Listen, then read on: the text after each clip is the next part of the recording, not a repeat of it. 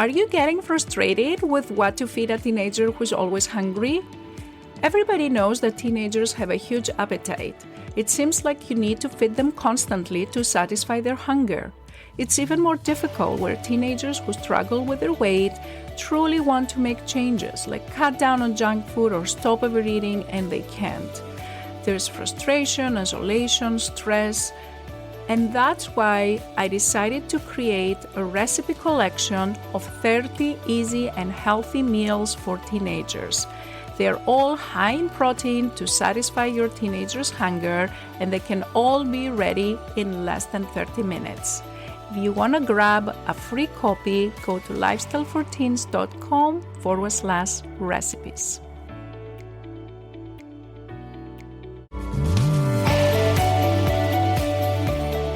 Are you getting frustrated with what to feed a teenager who's always hungry?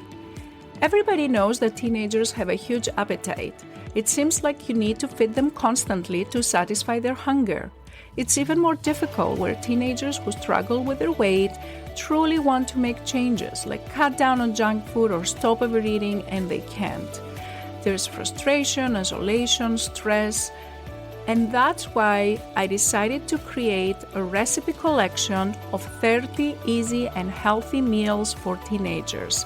They're all high in protein to satisfy your teenager's hunger, and they can all be ready in less than 30 minutes.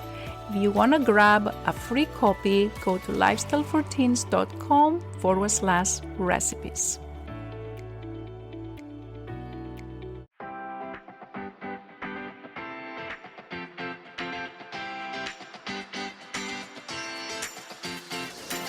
This is the Lifestyle and Weight Loss for Teens podcast. If you are a mom and want to help your child who is struggling to lose weight, you are in the right place. If you are looking for healthy lifestyle tips, Dr. Gourgari is here to help you understand the science around safe weight loss in teens and children. Because what works for adult weight loss is not always the best for children. This podcast is for educational purposes only. Dr. Gourgari does not provide medical, psychological, or nutrition therapy advice. You should not use this information to diagnose or treat any health problems without consulting your own medical practitioner. And now, your host, Dr. Jenny Gourgari.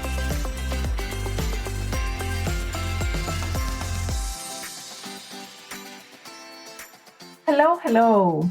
Welcome back to another episode of the Lifestyle and Weight Loss for Teens podcast. In this episode, I decided to talk about a topic that I know a lot of moms and teenagers ask me, which is whether low-carbohydrate diet is a good diet for a teenager.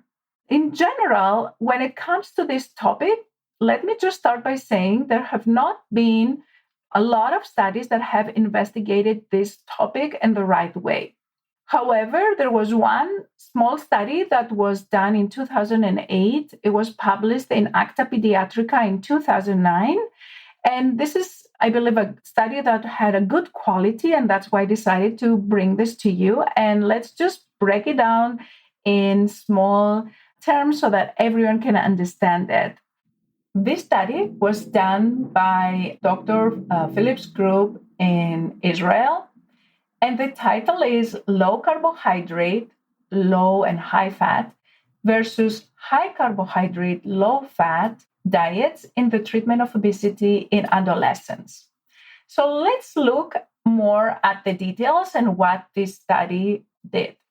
So the main purpose of this study was to compare low-carbohydrate diets that had different fat content compared to high-carbohydrate diet that had a low-fat diet in adolescents that they were overweight. So they had initially 3 different groups of adolescents that they were between the ages of 12 and 18 years of age. A total of 55 adolescents participated in this study.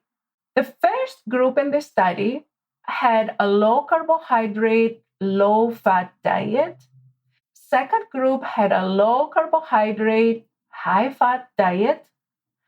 And the third group had a high-carbohydrate, low-fat diet. all the three groups ate between 1,200 and 1,500 calories. The first group that has a low carbohydrate, low fat diet was eating 60 carbohydrates. That was approximately 20% of their caloric requirements, 30% fats, and 50% protein. The second group was eating 60 grams of carbohydrates. That was, again, up to 20% of their caloric requirements, 60% fat, and 20% protein. And the third group was eating 50 to 60% carbohydrates, because that was like a high carbohydrate diet, 30% fat, and 20% protein. So what the participants were asked to do at the same time was that they were asked to see every week, meet with a dietitian and a psychologist. In addition to that, the researchers asked them to fill out self-reported food diaries and to engage in regular physical activity. The whole intervention period lasted 12 weeks. So they had them under this close monitor for about 3 months.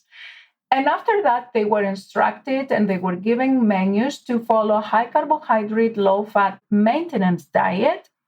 And after that, they asked them to return every 3 months, and then they followed them again after 9 months. They did that because they wanted to see what would happen after the initial 3 months more close follow-up intervention period. They kind of loosened the monitoring, but they did continue to see them every 3 months for the next 9 months. Another thing the researchers did is that they measured the percent body fat using an electronic scale that had the ability to measure body fat measurements, along with their height, weight, and calculated the body mass index. If you don't know what the body mass index is, I would encourage you to go back and listen to my first episode where I talk about it. But in a sense, body mass index is just a measurement that researchers, physicians, dietitians, and other practitioners in the healthcare use to estimate what is the percentage of overweight that a certain person has, especially for kids that have different heights, they have different normal weights. So it's difficult to assess the weight, but whether somebody is overweight or not, just using the weight. So the researchers collected the body mass index to measure whether the certain diet was effective or not, and how to compare one diet versus the other. Now, they also collected urine and blood tests, so they checked lipids, cholesterol, and other things that they are important for their health. And I'm not going to go into too much details about this. But what I wanted to focus is what happened at the end of those initial 3 months, and also what happened after a year since they started in terms of their weight, which is again assessed by body mass index. Okay, are you ready for the results? Let me tell you what this study showed. So on average, the average body mass index of the teenagers that participated in this study was 34. And at the end of the study, the average body mass index was 32.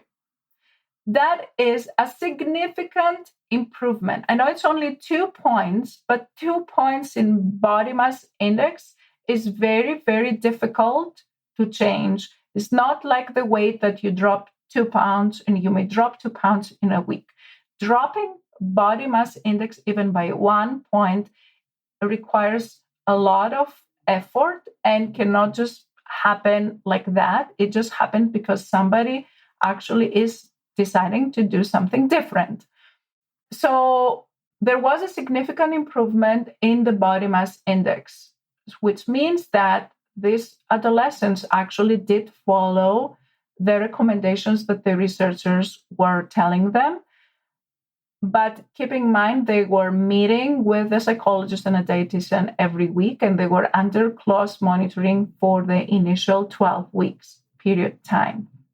However, here's the most important finding of this study.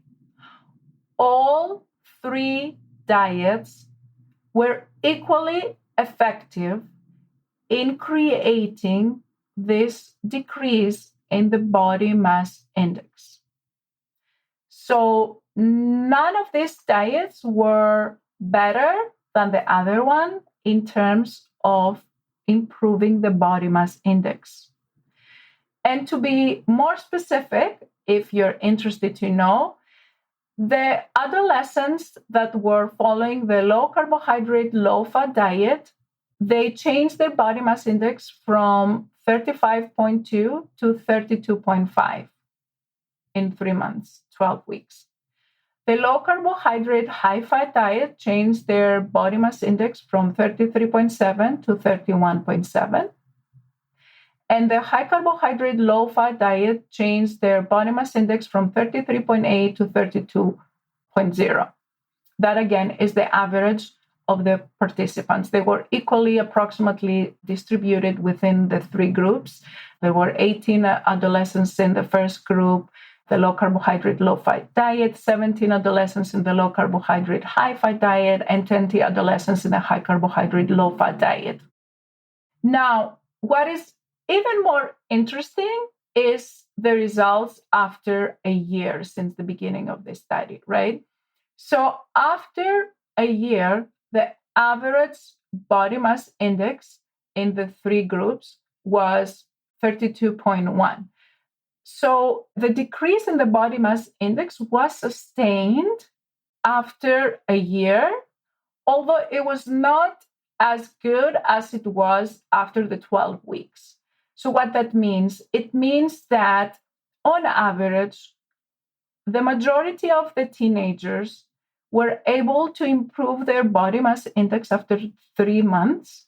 They did regain some of the weight, and their body mass index got a little bit worse at a year after the study compared to 3 months after the study. However, it remains significantly better at 3 months when you compare it to where they started at.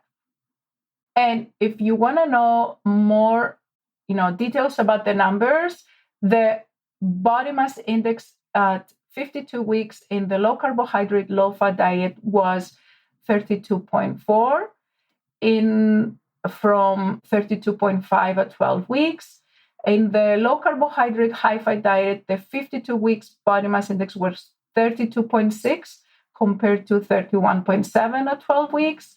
And in the high-carbohydrate, low-fat diet was 31.1 compared to 32 at 12 weeks. So actually, the high-carbohydrate, low-fat diet group had an improvement, continued to have improvement in their body mass index even after the end of the 12 weeks.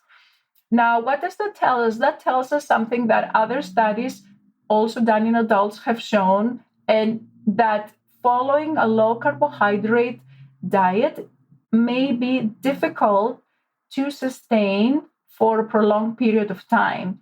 And that is why over time, after a year, you may regain some of the weight. And that is because most likely you're not able to continue to follow a low-carbohydrate diet for a year after the study. However, if it is a high-carbohydrate, low-fat diet, you're more likely to sustain it over the year. That is one possible explanation. However, the key take-home message that I want you all to remember from this study is that all 3 different types of diets or dietary plans worked in the first 3 months, and the results were significantly improved after a year after the study in this group of adolescents. Now, in terms of their percent body fat, again, as a group, that also improved. In general, the average body fat was 41.5% at the beginning of the study. And after 12 weeks, it dropped to 37%. That was a significant improvement. So my recommendation after reviewing this study with you is choose what works for you. Choose what works for your family. As long as you are compliant with whatever dietary plan you decide to follow, that is fine.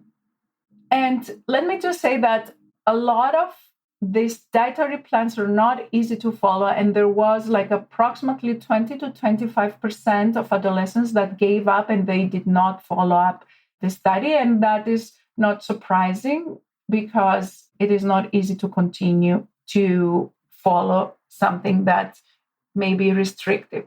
And that's why I'm not a proponent of a specific diet. However, I always encourage to follow what feels easy and what feels in accordance to whatever plan you decide to follow based on your eating preferences. That's all I had to share with you today. And if you are looking for easy and healthy recipes for teens, I have created a free resource for you. You may find it helpful. You can go to my website, lifestyleforteens.com, click on free resources, and grab 30 easy recipes for teens that can all be made and be ready in less than 30 minutes, and they're high in protein. See you next week. Bye-bye. If you enjoyed listening to this podcast, I invite you to come check out the LIFT program.